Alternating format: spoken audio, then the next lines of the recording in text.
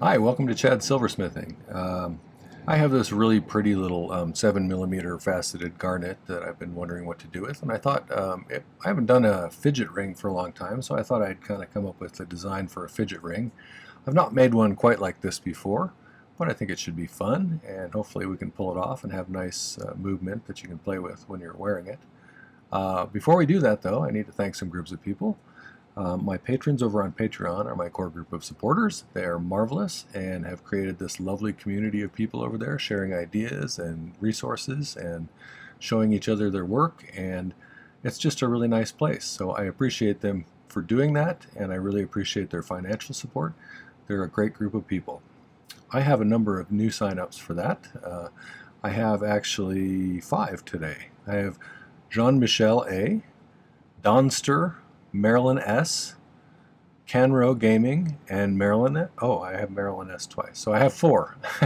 Thank you for signing up, and I think you'll find that it's a great group of people over there. The other group of people is my YouTube subscribers, and we just passed 25,900, which is amazing. Thank you for that. Thank you for the nice comments and the generally nice conversations you're having in the comment section. I do appreciate that. I love to hear your stories and your different ways of doing things. I learn a lot from you, and I appreciate that. I do also appreciate your financial support, the Buy Me a Coffees, the super thanks. And if you didn't hear, I just finished putting out my guidebook to 2025's videos. It includes a bunch of great stuff. Thanks again. I appreciate your support. All right, well, let's get started on this project. So this is one of my design idea sketchbooks. Most of them have different designs on the cover, but they also have different information on the back. This one has information about different melting temperatures of types of solder. Some of the other ones have conversion tables between metric and gauge and standard, so I find those kind of things really useful. So the big feature for these for me are the dot matrix patterns in the background. It helps me to draw better designs because I'm not very good at freehand drawing, so I like to have these to keep records of what I've made in the past. So I've filled up a number of them now, and it's nice to be able to go back and check out what you've made. So here's what I had in mind for today. Find my little tweezer kind of things for stones. Okay, so for the stone, I found this nice little garnet. It's a nice rich red color. It's a 7mm faceted round, and so we'll bezel set that. It's going to go right in the center of this ring here.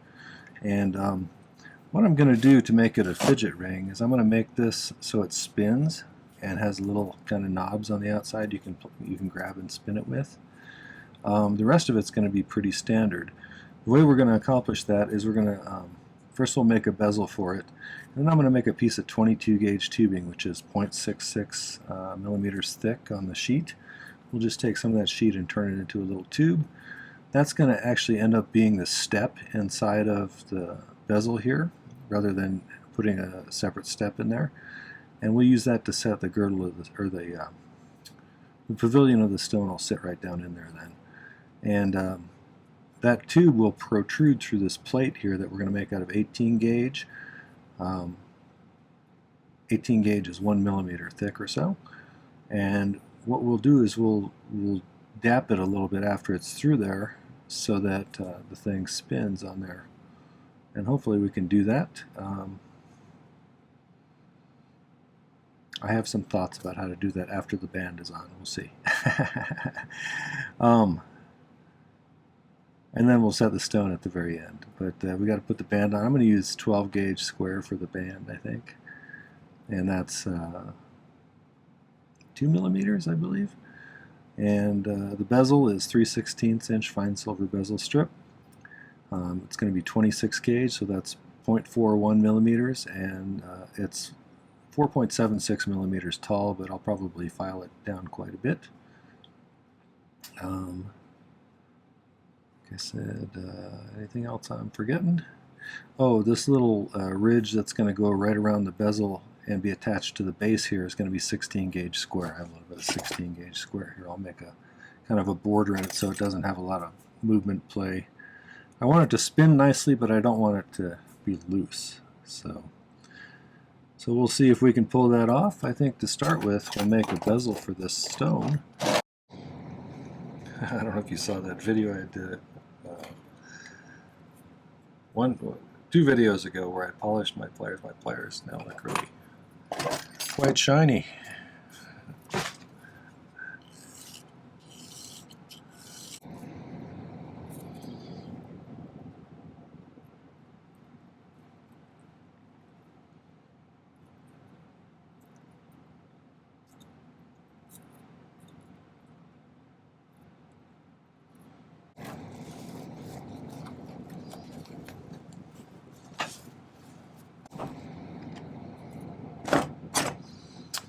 Alright, so we're going to make a little scratch after we get it tight around there.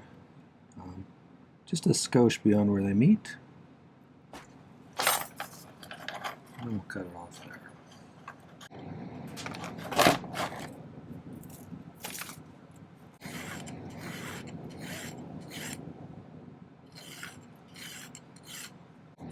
I usually make these into an angular shape. It's a little bit easier to solder them together, I think. At least it is for me. You don't have to do this if you don't want to.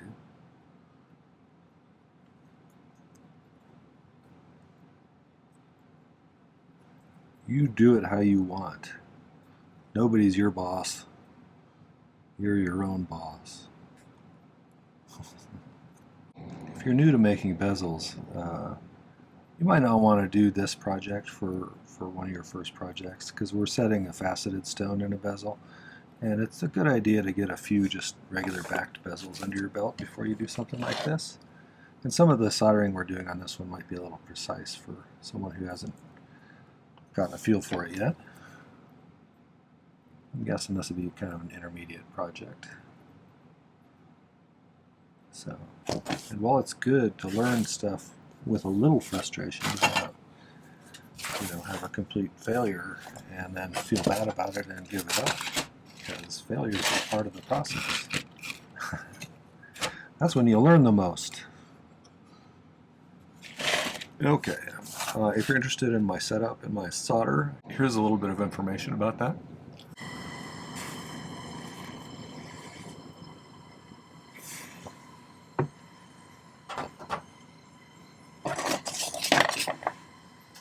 Get that all crusty.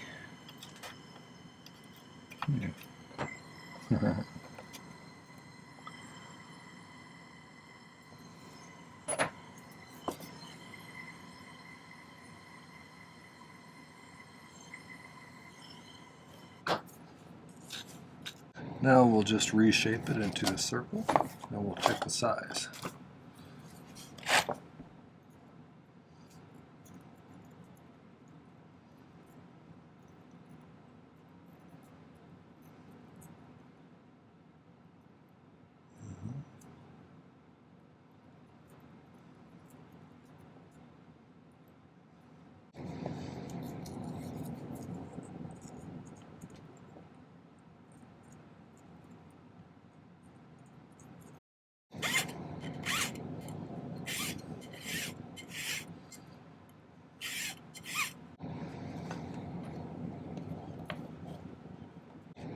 Well, we got it pretty good on the size. That's just about right. So I think we're golden.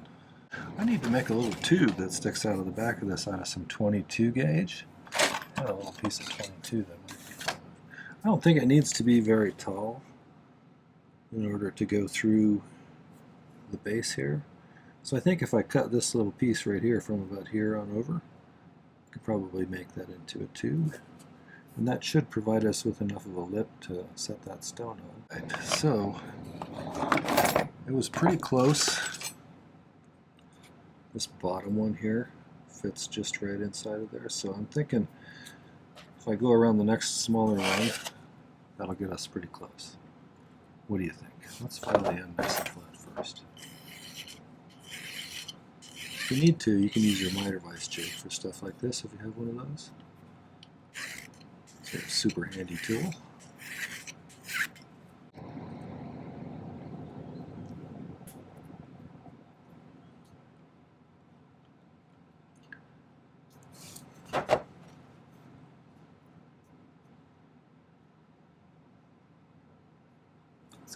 pretty close. So I'm going to mark it, and then I'm going to cut it, and then we'll turn it into a tube and see if it's close.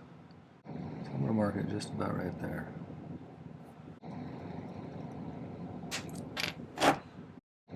We'll also see if I cut it straight. We're getting very close. I think if we do a little vigorous filing, we'll get it on there. So.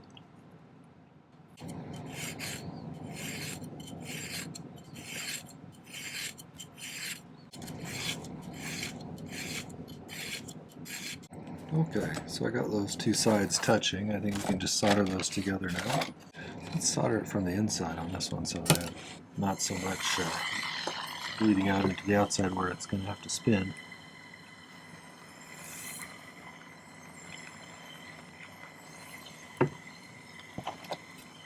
So I'm going to do something called pick soldering, where I pick it up like this and then place it where I want it to go once it reaches soldering temperature. If you're interested, put a video up there for you about how to do this. You've never done it before.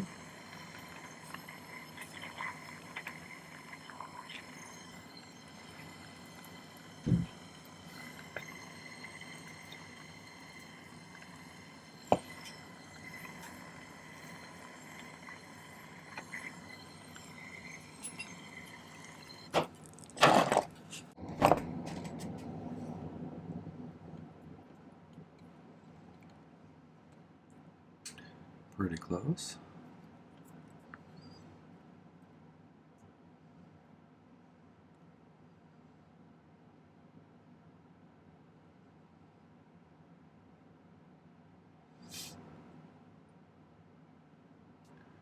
So I think I'm going to file this top flat so it'll line up quite right.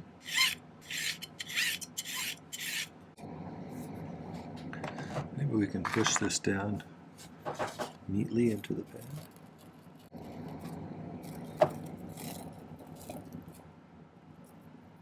This is called a magnesia block. Hopefully that's pretty straight. Alright, so I'm going to solder it around there a little bit. Make sure it's matched.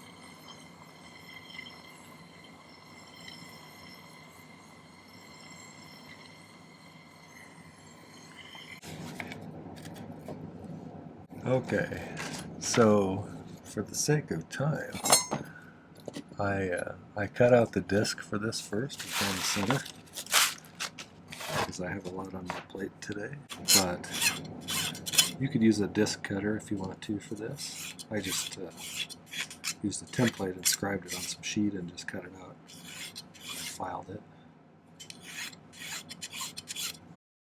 Alright, so let's find out how big that tube is on the outside, and then we'll find a drill bit that's just slightly bigger.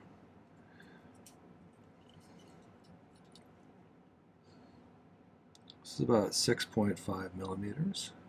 That's kind of what I would have guessed, since the stone is 7 millimeters or so. So if we go like 6.75, that probably will accommodate it. So I'm going to find a drill bit that fits. Be right back.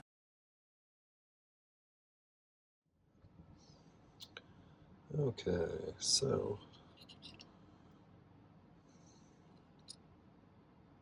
this one says about 5.88, so that'll work. But I'm also going to do a starter hole with a smaller bit. This is the smallest one that I have for the hand drill. One trick that I could mention to you is, after I found the center of this, somebody told me a while back that in order to prevent dimpling the metal by using a center punch. If you just grind a little spot with a ball burr, it doesn't deform the metal. And then when you go to drill it, it's a little bit superior outcome. So, in theory,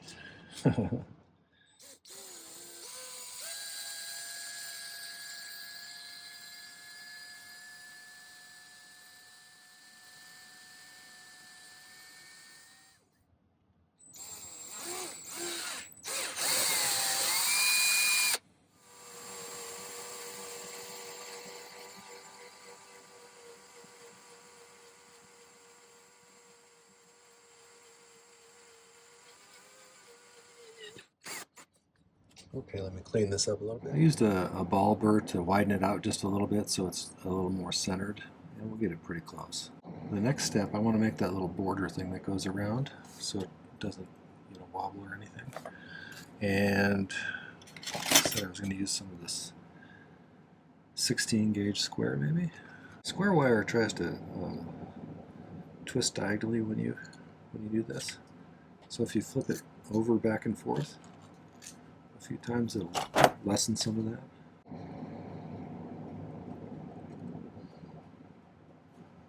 Alright, I'm just going to saw through it with my saw really quick so I have a nice neat seam and we can solder it together. I'm going to file both the ends and I think it'll be just about perfect.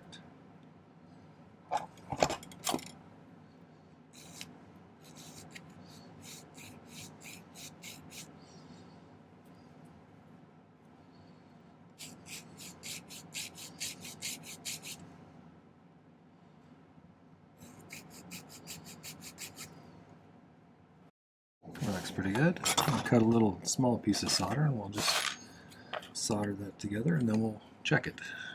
I've always got this big pile of tools that gets messier and messier as I go. If only I could still see.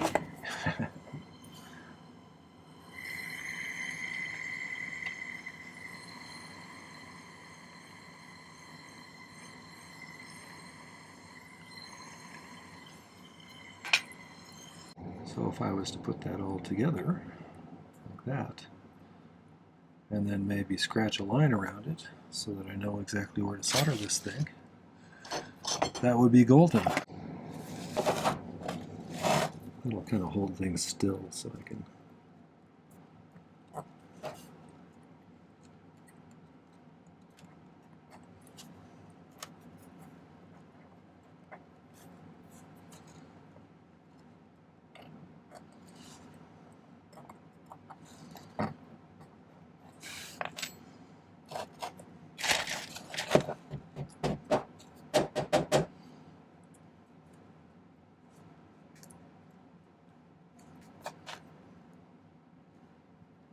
Okay, I can see the line. That's good. I'm going to file this a little flatter. I'm going to sweat a little bit of solder onto the back of it. And we'll go from there. I have some solder over here still, so.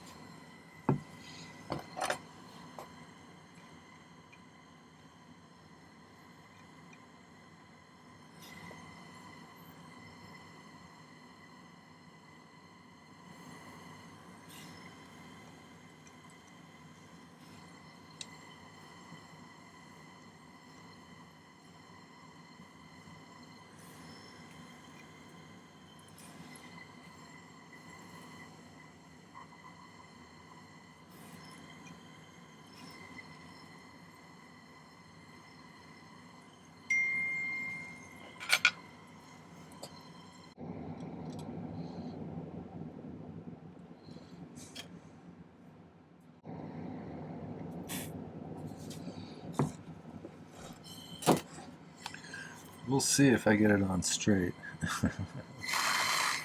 Sometimes that's the hardest part of stuff like this. Making sure things are lined up right.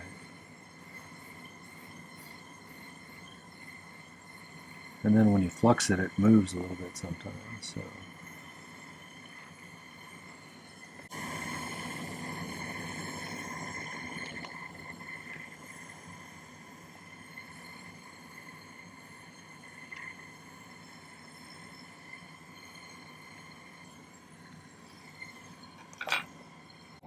spins snugly. That's good. Because I can clean it up with just a little bit with a burr or something in there.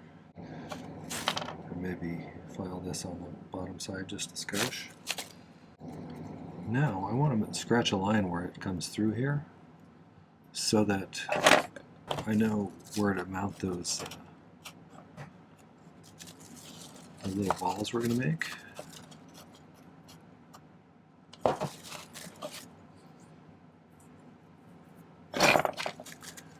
So I don't want to mount them so low that this doesn't sit in the little trench that we just created. So I'm just marking right at the top of that little disc that I just made. So I can see the lowest I want to put those balls. So let's solder this on. What do you say? I think we might be able to use the magnesia block again for this one. If I push it, let me find a flattish spot.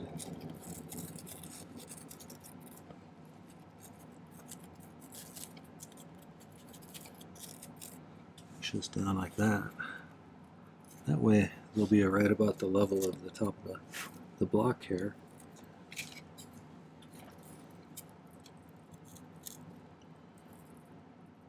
We should be able to mount our little tiny turning handles that we're going to make. So let's make some little tiny balls.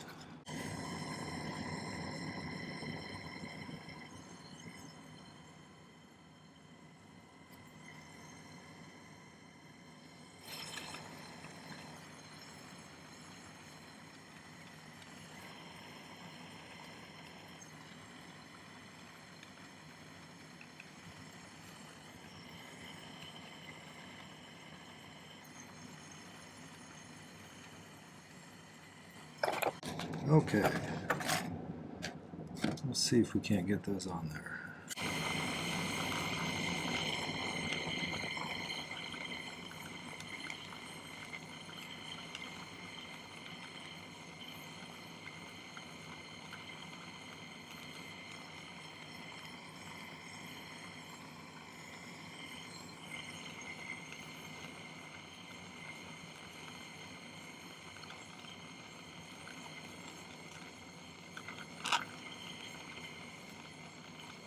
The problem with magnesia blocks is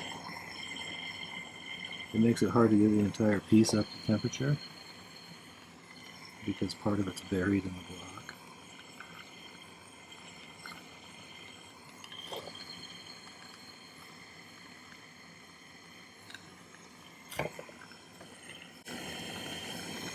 I'll burn the table a little bit there. Well, let's cool it off and see how they look. They're all pretty good, except this one needs to go up a little bit. So let's see if we can do that.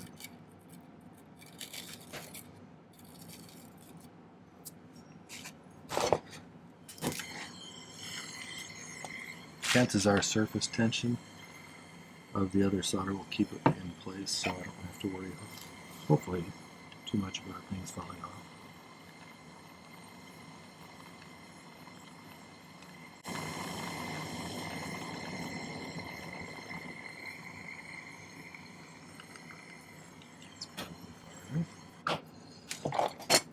Okay, I'm going to spend a couple of minutes getting that all cleaned up so it turns nicely and make sure everything looks alright.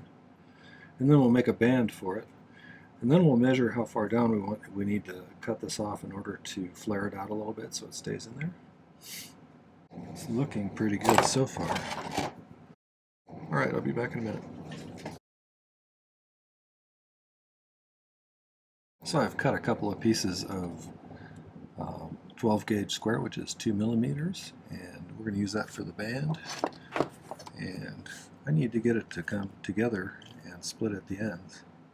So I'm going to designate a portion of it. I think I'll just split about right there maybe.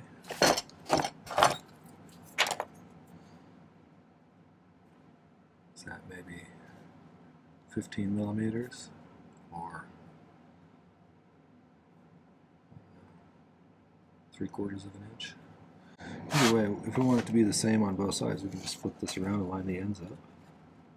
I cut this to be about a size 8.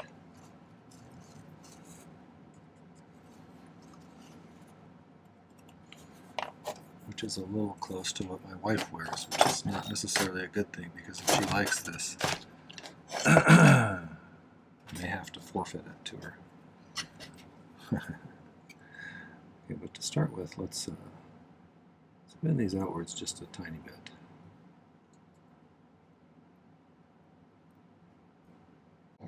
Alright, well, let's solder those together.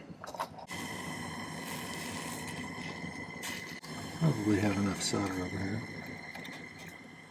Let's see, I guess.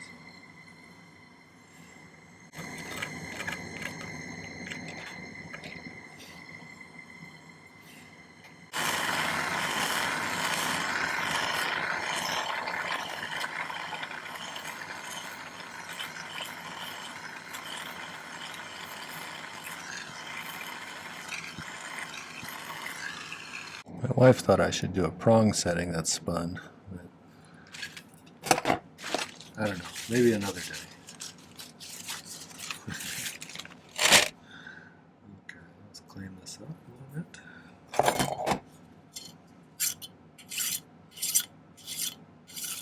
Let's see if we can't bend that around the mandible.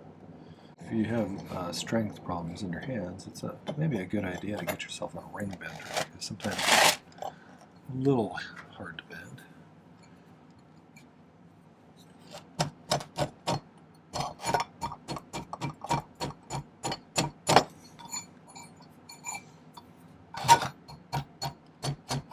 I think it's fun to make jewelry that has like a feature to it, like spinning. Some sort of novel aspect to them.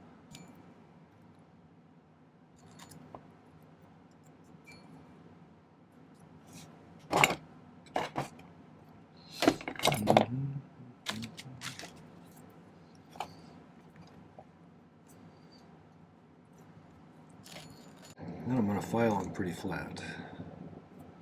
I like to file it till I get to the bottom of that, where it looks like it just kind of smooths right into the band, the head of the ring, I should say.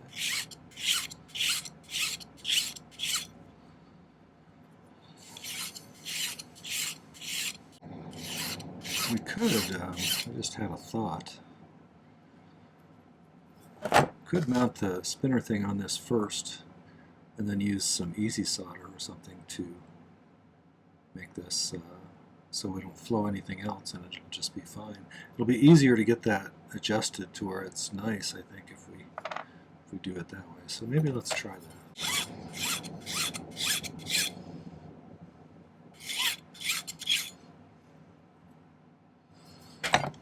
We should be able to mount it just like that. Let's fish out that other thing. It'll be like that. But we need to decide how far down to cut that thing. So I don't want it to bulge out so much that this thing doesn't turn nicely, but I do want it to be sort of snug in there so it can't move up and down too much. So maybe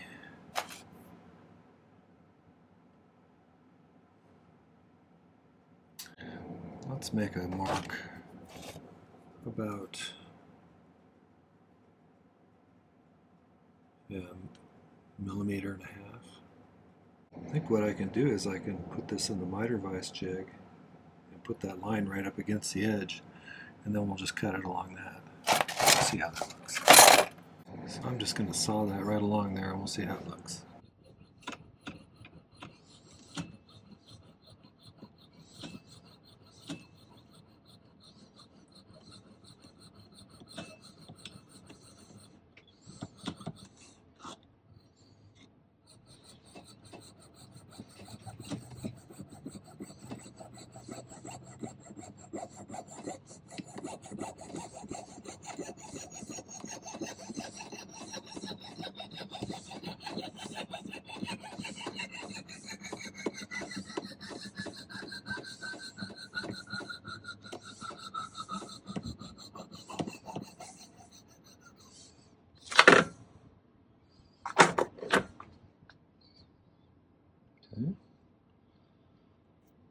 What do you think?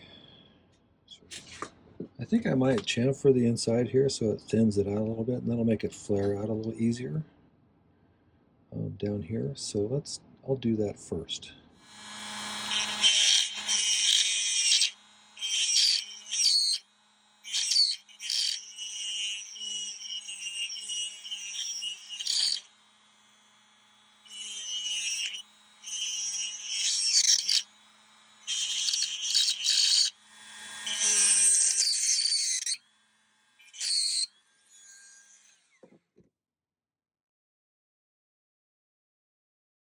Okay, let's give this a shot and see how it goes.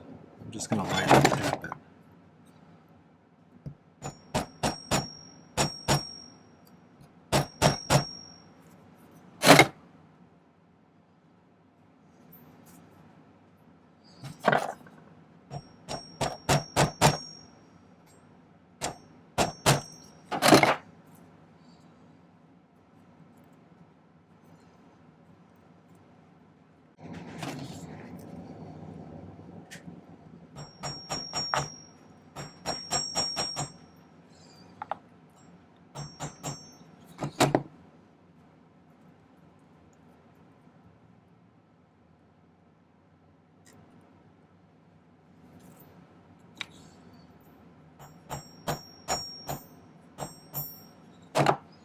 That turns nicely now and it doesn't catch on anything. So I think we're pretty good.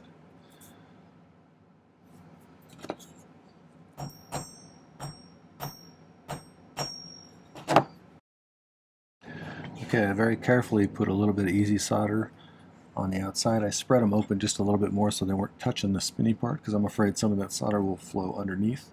So let's just try and get this soldered.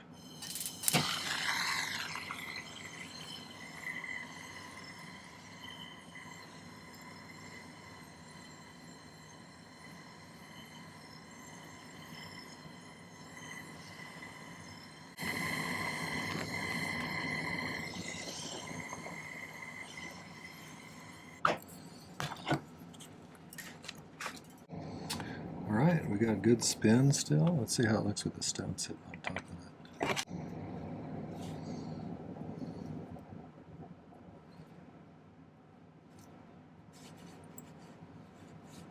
We'll be able to spin it. I think that's kind of fun. I'm going to get that pickled up and polished, and then we'll see how it looks. Okay, so I got things polished up. This thing spins okay, but we need to set the stone. I've got it sitting in there, and I do this differently than a lot of people. But I use the side of my chain nose pliers as a bezel pusher. Gives me pretty good leverage that way. So I'm going to kind of make sure that this is pushed up all the way against the stone and starting to curve in over the girdle there a little bit.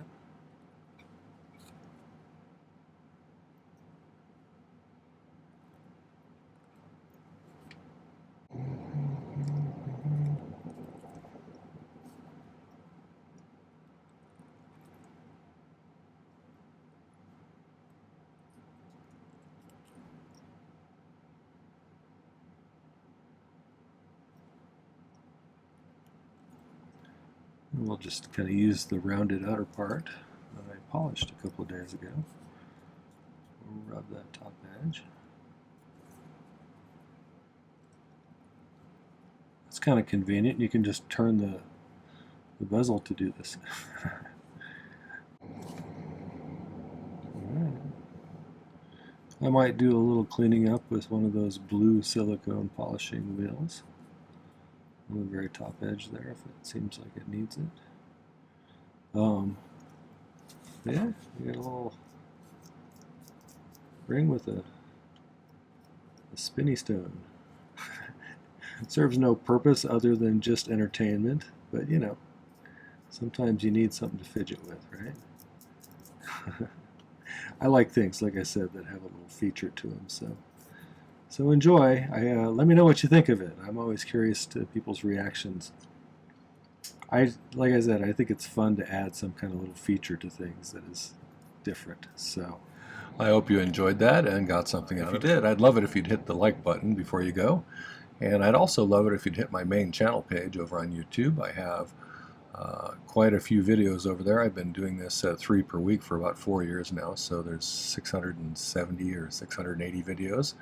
So there's a lot of content, a lot of tips and advice, an amazing amount of projects, so you'll never run out of projects over there if you visit that. So I'd love it if you subscribe to my channel too. There's no cost to it and not really any downsides. So the other thing is, visit the video description down below. There's information about this video as well as some important links. There's a link to my newest ebook tutorial guide, which is for all of the videos for last year. It includes a page for each video with a picture of the sketch I drew, a picture of the final product, a list of materials you need to make it, information about the stones, a link to the video itself, difficulty rating, and some notes I made about the project, whether I thought it was a good project, whether it needed changing for future iterations, or did I learn something from it. I almost always do, so there's some good information there. There's a ton of projects. This one had over 200 pages in it, so it's a great way to have a whole bunch of projects right at your fingertips, and a super nice way to support my channel. You can also get a 3-pack with all 3 of the years that I've done these for in it for a discount. I think you save about $15 on that one. So check it out. It's a good value. There's also a link to my merch store if you want to get yourself one of those nice design idea sketchbooks that I find really useful. There's also some other merch there that is interesting and fun. And there's even a link to my Patreon if you want to find out more about that particular platform. There's multiple tiers of membership with different privileges, and it's a great group of people.